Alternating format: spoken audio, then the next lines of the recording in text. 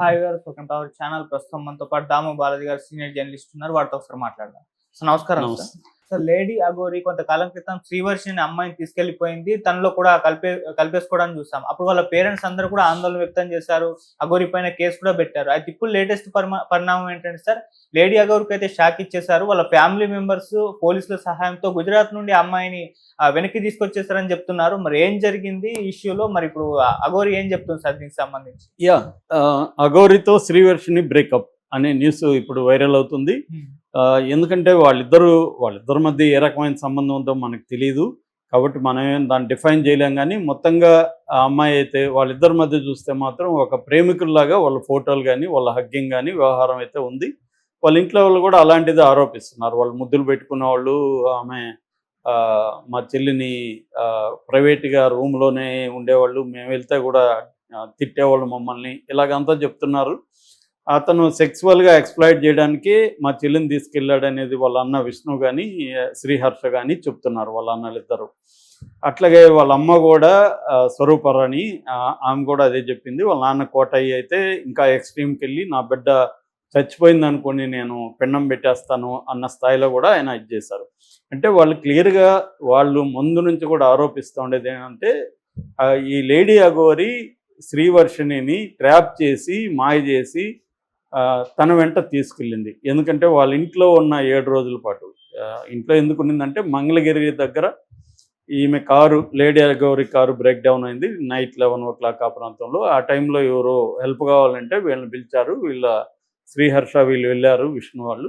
వెళ్ళినప్పుడు ఈ అమ్మాయి నేను కూడా వస్తానంది. ఈ అమ్మాయికి అఘోరీల పట్ల ఆల్రెడీ ఇంట్రెస్ట్ ఉంది. అసలు వీళ్ళ ఫ్యామిలీకే అఘోరి పట్ల ఒక గౌరవభావము, ఇంట్రెస్ట్ ఉంది. దీనికి కారణం ఏంటంటే, మళ్ళీ ఒక చిన్న ఫ్లాష్ బ్యాక్.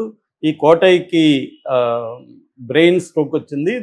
అది నయం కాలేదు హాస్పిటల్లో. అప్పుడు రాజేష్ నాథ్ అని తుని దగ్గర ఉన్న ఒక అఘోరి వీళ్ళకి హెల్ప్ చేసి ఆయుర్వేద మందులు అవన్నీ ఇచ్చాడు. దాంతో ఈయనకి బాగైంది. దానివల్ల అప్పటి నుంచి వీళ్ళకి అఘోరీల పట్ల ఒక నమ్మకం కావచ్చు, భక్తి కావచ్చు, అది ఏర్పడింది.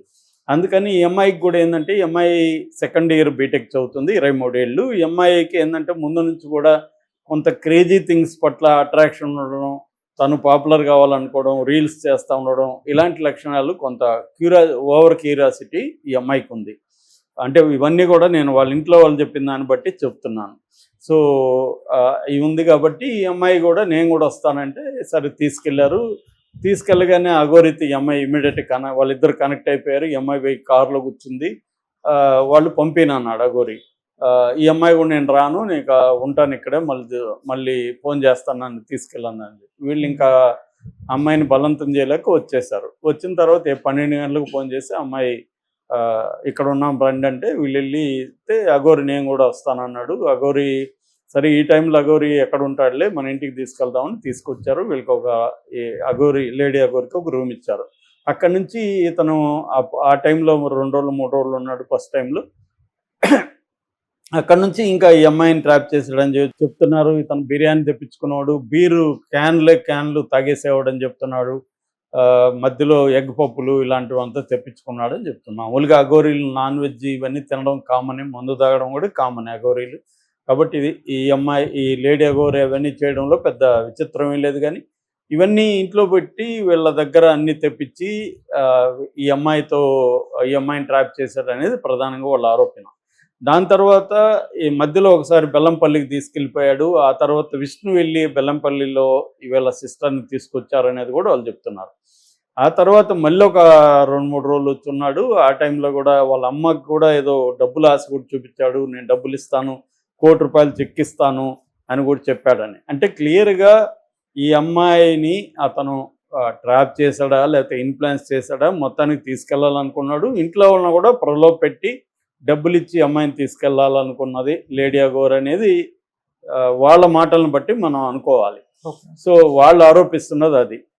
సో దాని తర్వాత ఈ లేడీ అఘోరి అతి తెలివితో ఏం చేశాడంటే, అక్కడ మంగళగిరి పోలీస్ స్టేషన్కి వెళ్ళి ఈ అమ్మాయి స్వయంగా నేనే వెళ్తున్నాను అఘోరితో పాటు, నన్ను ఎవరు బలవంతం చేయలేదని రాసిచ్చి మరీ వెళ్ళింది. ఎవరన్నా వెళ్ళేవాళ్ళు ఇలా రాయరు మామూలుగా, పోలీసులు కూడా తీసుకోరు. అది నువ్వు నీ ఇష్టపూర్వకం వెళ్తావో లేదో మాకెందుకు రాసిస్తున్నావు అంటారు. కానీ పోలీసులు కూడా మరి తీసుకున్నట్టున్నారు.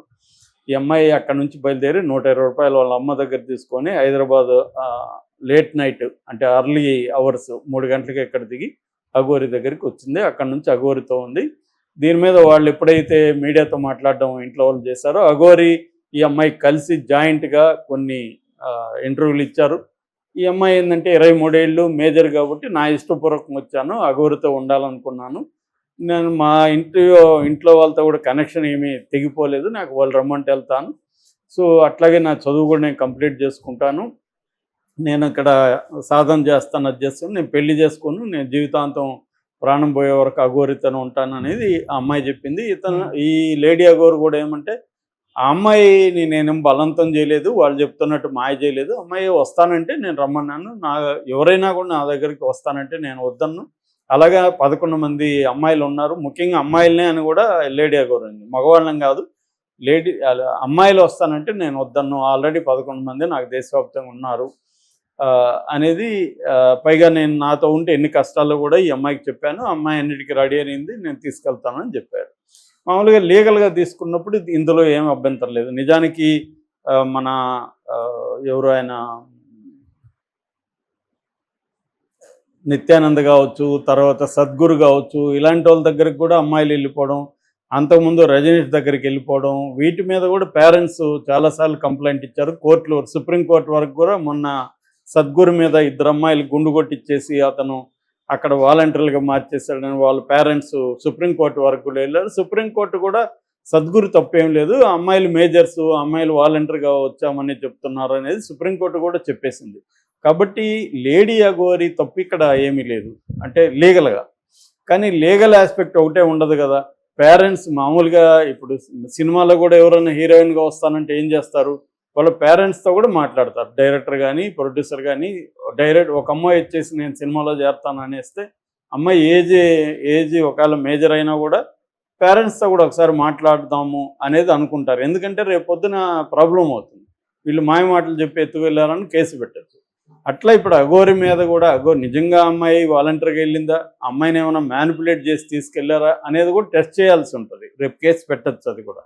అలాగా ఇప్పుడు ఏం చేశారంటే వీళ్ళు మొత్తానికి ఏదో పోలీసుల్ని పట్టుకొని ఇన్ఫ్లుయెన్స్ చేసినట్టున్నారు. ఫస్ట్లో అయితే పోలీసులు కంప్లైంట్ తీసుకోలేదు, ఎందుకంటే ఆమె మేజరు, ఆమె ఇష్టపూర్వకం వెళ్ళిందన్నారు.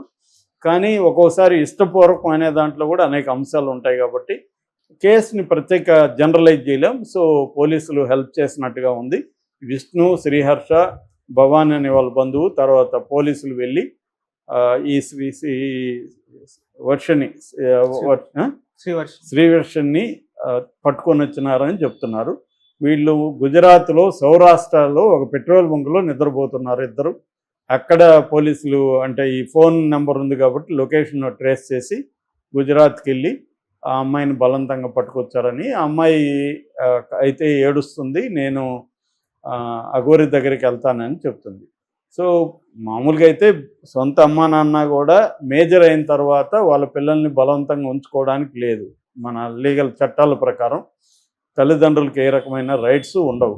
వాళ్ళ ఇష్టపూర్వకంగానే వాళ్ళని కన్విన్స్ చేయాలి తప్ప బలవంతంగా చేయకూడదు. కాకపోతే ఏంటంటే తల్లిదండ్రుల పాయింట్ ఆఫ్ వ్యూ నుంచి చూస్తే వాళ్ళు బాగా పేదగా ఉన్నారు, సో ఏది ఆదాయ మార్గం కూడా లేదు వాళ్ళకి. ఈ అమ్మాయిని ఏదో కష్టపడి చదివించారు, ఈ అమ్మాయి సెకండ్ ఇయర్లో ఉంది, ఇది కంప్లీట్ చేస్తే అమ్మాయికి జాబ్ వస్తే వాళ్ళ ఫ్యామిలీకి హెల్ప్ అవుతుంది.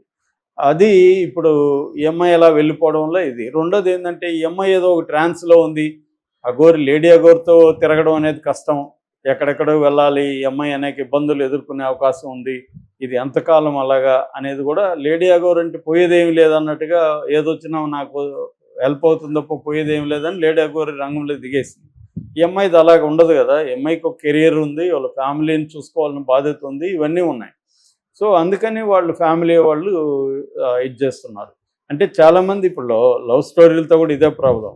మన పాపేమో నేను అతను వదిలిపెట్టి ఉండలేనని వెళ్తుంది, వీళ్ళకేమో అతను పనికిమాలినోడని నమ్మకం వీళ్ళకు ఉంటుంది, వెళ్తే కెరీర్ పాడవుతుంది, రేపు లైఫ్ పాడవుతుందని వీళ్ళ ఎక్స్పీరియన్స్ నుంచి వీళ్ళు అనుకుంటారు, కానీ వినరు వాళ్ళు.